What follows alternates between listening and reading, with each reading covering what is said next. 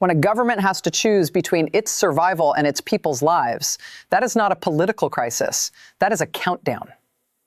And right now, somewhere in Havana, a doctor is staring at a fuel gauge on a hospital generator and doing arithmetic that no medical training ever prepared them for. Wednesday night, 65% of Cuba went dark. Not a rolling blackout, not a scheduled outage, a total collapse. 11 million people lost power within 40 minutes. Havana's streets emptied before 7 p.m. Bakeries shut down. Traffic lights went black. And in hospitals across the island, the only thing standing between patients and catastrophe was a diesel generator with a finite tank. Cuba's energy minister appeared on state television and confirmed what every Cuban already knew from sitting in the dark. The island had not run low on fuel. It had run out entirely.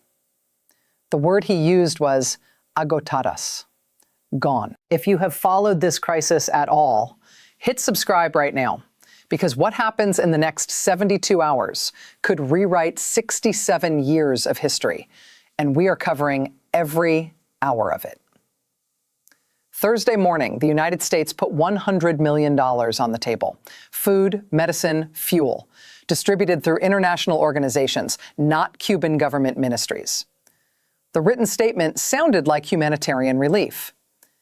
Then Marco Rubio stepped in front of cameras and said the part that was not written down anywhere. The leadership must change. Not through elections, not through dialogue, not eventually, now. That single sentence transformed the offer entirely. This was not aid. This was a buyout. And the price tag was the government itself. Here is what makes this moment unlike anything in the last 6 decades. Cuba's foreign minister, Bruno Rodriguez, did not say no. He said Cuba would be open to discussing the details. One word, discussing. And 67 years of absolute rejection shifted. He did not accept, but he did not refuse.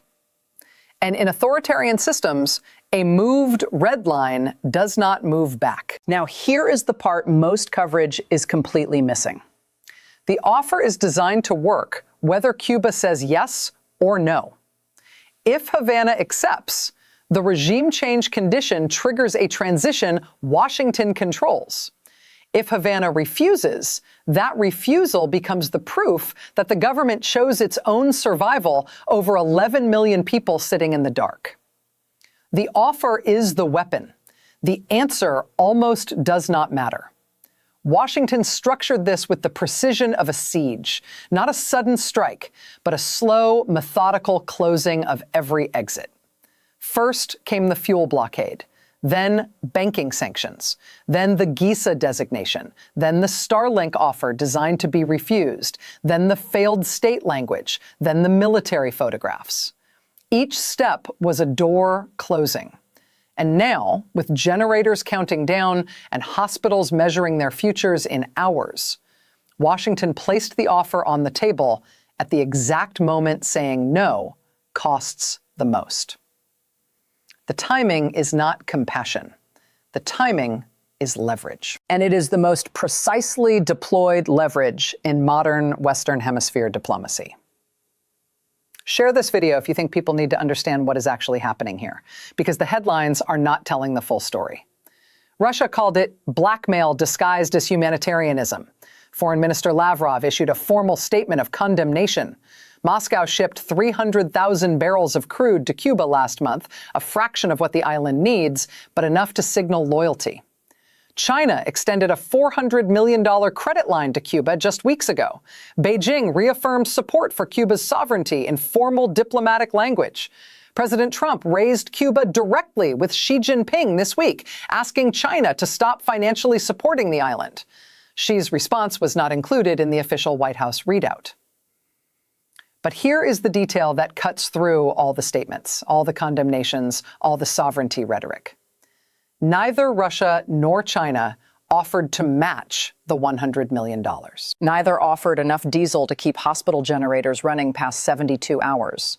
Neither offered the one specific thing Cuba's people need right now, electricity. Statements of support do not power generators. Credit lines do not restart grid infrastructure. And sovereignty declarations do not keep dialysis machines running. Cuba's allies are defending a principle. Cuba's population needs watts. The gap between what allies say and what allies actually deliver, that gap is exactly what Washington is exploiting. And every hour the lights stay off while Moscow and Beijing issue press releases instead of fuel tankers, Washington's argument gets stronger. We are the only ones offering anything real. Meanwhile, people are already voting with their feet. U.S. Coast Guard intercepted 47 Cubans on rafts in the 4 days before the blackout, the highest 4-day total since last summer. That was before Wednesday night. The number since will be higher. Florida Governor Ron DeSantis activated the National Guard and positioned boats along the Keys, telling reporters his state would not absorb another Cuban exodus. Miami's exile community demonstrated outside the White House, thousands of people holding signs, some calling for direct military intervention. Rubio addressed the crowd in Spanish. The dictatorship is collapsing. We will not let this opportunity pass. The migration pressure is a timer that neither government controls. Every day the lights stay off, more people leave. Every interception produces images that place the administration in a political contradiction it cannot explain away. The administration that built its entire brand on border security is engineering the exact conditions that produce mass migration 90 miles from the border it promised to protect. That contradiction has a deadline, and the deadline is not measured in diplomatic timelines. It is measured in generator fuel. But here's the question that no one in Washington is answering, and it may be the most important question in this entire story. What happens the morning after? If the regime falls, who keeps the lights on? The generators counting down right now do not restart because the government changes. The fuel shortage does not resolve because a new flag flies over Havana. The infrastructure is not political, it is physical. And physical crises do not care who is in charge. 11 million people, 6 decades of economic isolation, Soviet-era power plants running at 30% capacity even when fuel is available, a military that controls 60% of the national economy and will not surrender those assets without a fight, and an exile community in Miami that expects to lead a transition but has not lived on the island in decades. $100 million is emergency relief. It is not enough to rebuild a grid. It is not enough to restart an economy. It is not enough to manage a transition in a country that has been sealed off from the global financial system for 67 years. The morning after requires billions. No one has committed billions. Not Washington, not Beijing, not Brussels, not anyone. The offer is designed to end a government. It is not designed to replace one. Here is what I keep coming back to. Diaz-Canel has not spoken publicly since the blackout began. Wednesday passed, Thursday passed. State television aired pre-recorded programming. Presidential silence in a national emergency is not composure. It is the silence of a leader who has looked at every available statement and realized that each one makes his position worse. Defiance sounds absurd when the lights are out. Acceptance looks like surrender, while his foreign minister is still performing resistance. The internal fractures are visible. Military leaders who control the economy want stability to protect their interests. Communist Party hardliners refuse any cooperation with Washington on principle. And ordinary Cubans, the 11 million who sat in the dark Wednesday night, are running out of patience with all of them. I have reported on geopolitical crises long enough to know when analytical distance is appropriate and when it is a form of dishonesty. This is one of those moments where the strategic logic and the human reality have collided so completely that analysis alone feels inadequate. The strategic logic is clear. This is a siege, working exactly as designed, moving through its final stage with precision.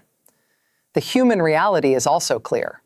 There are people in hospitals right now whose lives depend on a generator that is running out of diesel.